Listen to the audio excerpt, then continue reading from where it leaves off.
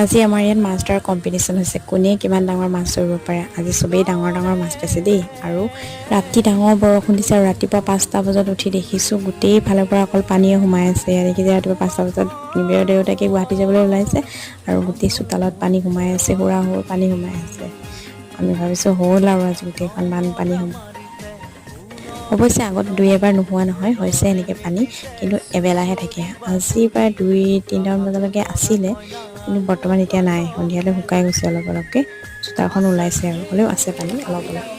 এয়া মায়ে চাওক বানপানীত থাইলেণ্ড মাগুৰ ধৰি আনিলে। এয়া চবেই মাছ মাৰিছিলে, তাতে মায়েও গৈ মাৰিছিলে, থাইলেণ্ড মাগুৰ এটা পাইছে আৰু চবেই ডাঙৰ ডাঙৰ মাছ পাইছে। ময়ো মাছ মাৰিছিলোঁ, ভিডিঅ' কৰাহে নহ'ল, নাপালোঁ অৱশ্যে ইমান ডাঙৰ ডাঙৰ মাছ। ইমান ডাঙৰ বানপানী নহয়, হ'লেও ৰাস্তাটো গোটেই ডুবাই দিছে। মানুহৰ 2-1 ঘৰ সোমাইছে, কিন্তু আমাৰ ঘৰৰ এইখিনি সোমোৱা নাই। কিন্তু বাহিৰৰ পৰা দেখিলে গোটেই পানী পানী, চোতালত নামিলে মানে মুঠতে ষ্টেপত